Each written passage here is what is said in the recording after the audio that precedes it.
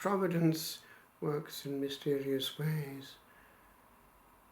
The Purgatory manuscript and the Hell manuscript came into my hands by chance in the early 80s.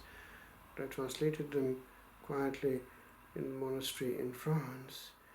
I'm now trying to get them published properly in Ireland, and therefore rereading what I translated years ago. And it is quite moving. It deserves to be known. There are fascinating insights regarding the beyond. Here are a few. How far is it from the world in which we live to purgatory? The nun in purgatory gives this answer. Purgatory is in the center of the globe. Isn't the world itself a purgatory? Of those who live in it, some do it entirely while still there, through voluntary or accepted penance. These go after death immediately to heaven. Others begin it there, because the world is a veritable place of suffering. But these souls, lacking as they are the generosity which is needed, will have to finish off their earthly purgatory in the real one. And she explains elsewhere the different levels of purgatory. The lowest level of all is very close to hell and participates in certain elements resembling it. The souls that arrive there and really should go to hell, but by some divine mercy intervening, have just made it to the lowest level of purgatory, have some of their traits still and look somewhat ugly. But they are glad to be there, and they are in the divine will.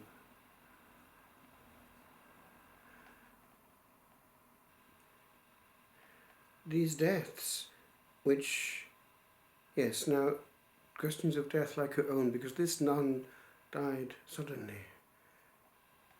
Those deaths which are sudden and unforeseen, are they acts of God's justice or of His mercy? Deaths of this sort are sometimes an act of justice and sometimes an act of mercy. When a soul is of a worrying nature, God knows it to be prepared and ready to appear before Him in order to spare it the frights it might have at the final moment. He withdraws it from this world by a sudden death. At other times, God takes away souls in His justice. That doesn't necessarily mean that they are utterly lost, but deprived as they are of the last sacraments, or having received them hastily, without having prepared themselves for the last crossing, their purgatory is considerably more painful and goes on for a longer time. Others, having reached the very limit with their crimes and remained deaf to every single God-given grace, are removed from the world. God takes them off lest they excite His vengeance even further. And that comes through actually in the Hell manuscript, which is actually quite terrifying.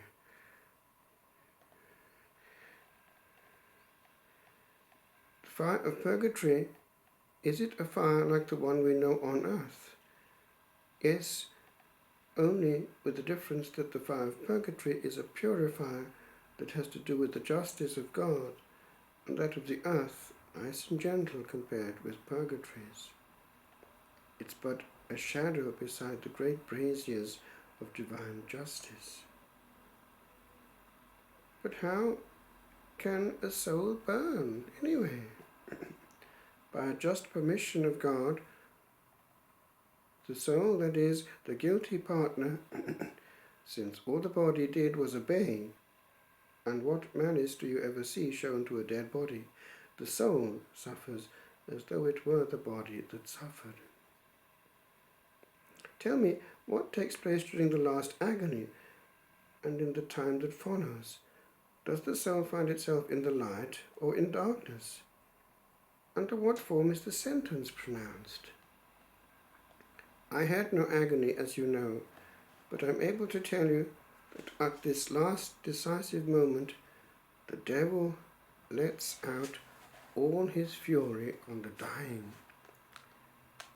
In order to give souls greater merit, God allows them to undergo these last hours of testing, these last battles. Strong and generous souls, so that they may have a yet more glorious place in heaven, often have at life's end and during the pangs of death a taste of these terrible fights against the angel of darkness.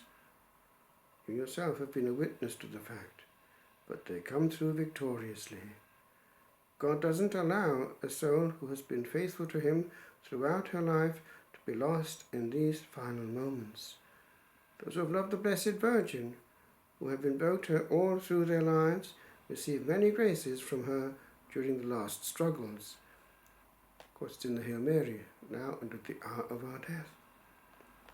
The same is true of those who have been devoted to St. Joseph, St. Michael, or some other saint. It is then, as I've said to you already, that one is glad to have an intercessor before God in this painful moment. There are souls who die in peace without experiencing anything of what I've just described. The good Lord has his designs in everything. He does or permits everything for the particular good of each. How am I to tell you and describe to you what takes place after the agony? It isn't possible to understand it properly without having gone through it.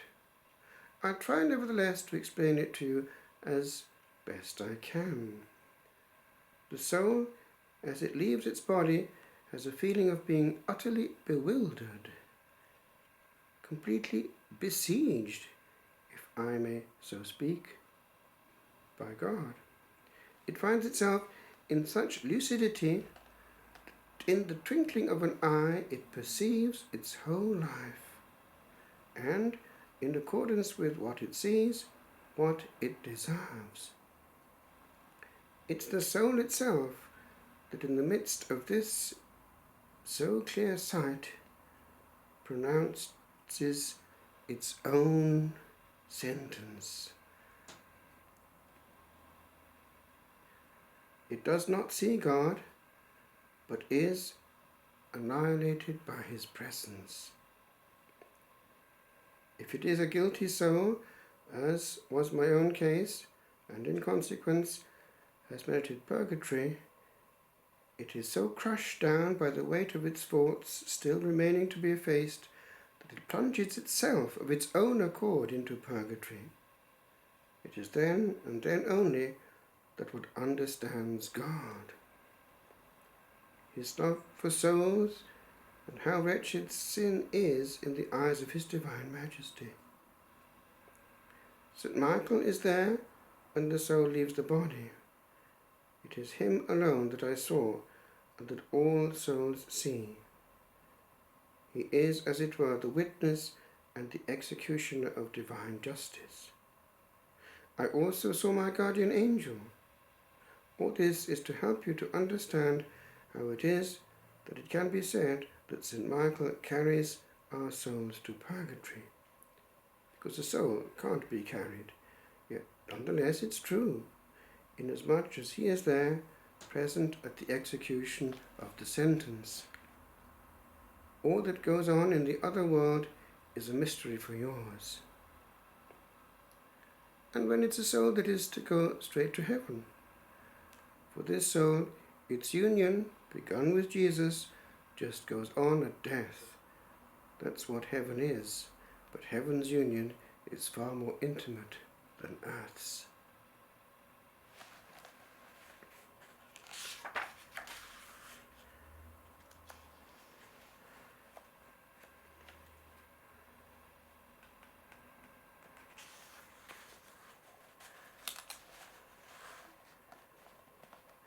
are many Protestants saved?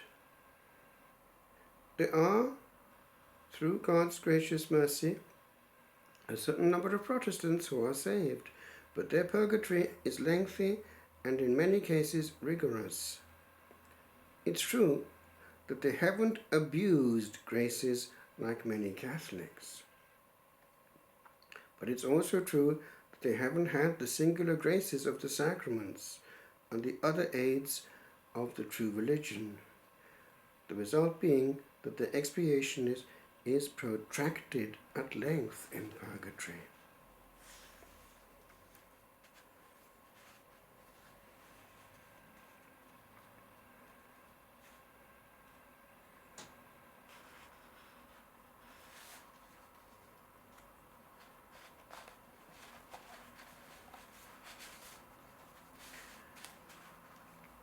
I said that there are souls who do their purgatory at the foot of the altar. They're not there for the faults they committed in church. Such faults, since they attack directly Jesus present in the tabernacle, are punished very severely in purgatory. So the souls which are there in adoration are there rather as a reward for their devotion to the Blessed Sacrament and their respect in the holy place. They suffer less than if they were in purgatory itself, and Jesus, whom they contemplate both with the eyes of the soul and with the eyes of faith, mitigates by his invisible presence the pain they endure. The pains they endure. Now, with regard to this, there have been manifestations of souls who seem to be actually expiating negligences in church. It would seem that by mercy of God they're allowed to do part of their purgatory there. Maybe there were lighter faults. Still, they are reminders that one has to be on one's best behaviour in church, and maybe the tendency nowadays to forget that and to behave accordingly will be the preparation for a long and painful purgatory. I remember our prior in Italy insisting in the parish, because we had a small little parish, that those who talked in church would perhaps have a severe purgatory for it, because in Italy people talk loudly in church and it's not good. It's a lack of awareness. It's a statement in itself, because loud noise in church is against the divine will of its king, the one who's there to be honoured. One cannot honour him and go outside his will. Noise hurts the Sacred Heart. Silence is his language, and we must speak it.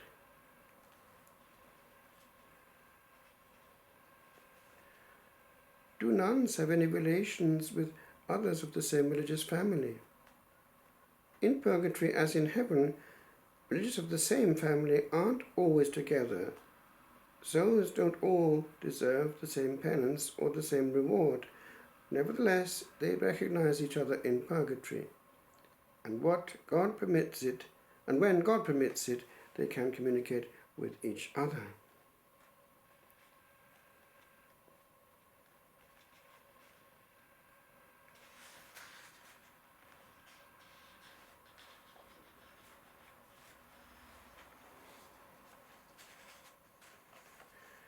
There are many good tips and counsels given by the deceased nun, especially as she grows closer to glory, because in the last stage, after getting from the lowest level to the middle purgatory, the largest area of all, to the purgatory of desire, the last one, which is kind of the antechamber, she's very much interested in getting the other one to go to perfection.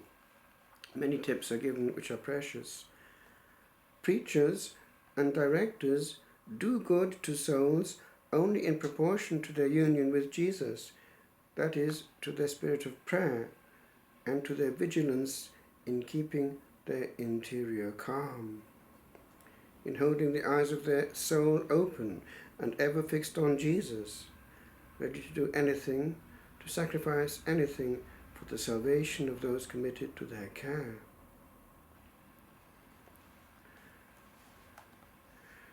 And she was surprised, the living nun, to find out that Father so-and-so, who was a holy priest, they thought, and gave great retreats here and there, was actually in purgatory. And the reason was that he neglected his own parish.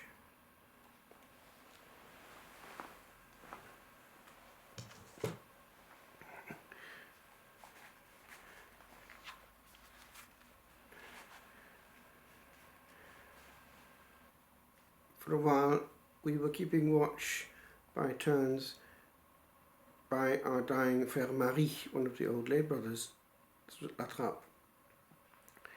And it was quite a time of pondering on the beyond.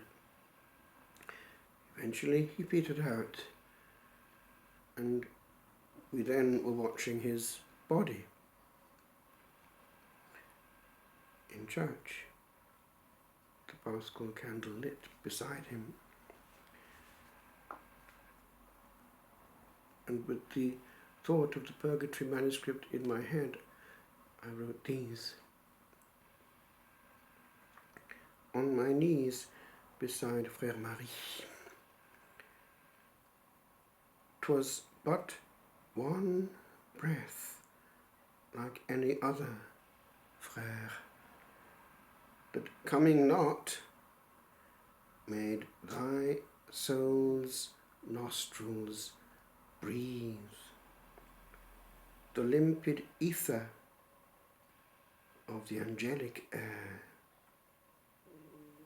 Or dost thou, silent brother, e'en now seethe awhile in unindulgenced flames that some, of having seen them, have decried, and that so loudly that their cry to us has come in manuscripts o'er which for months we sat?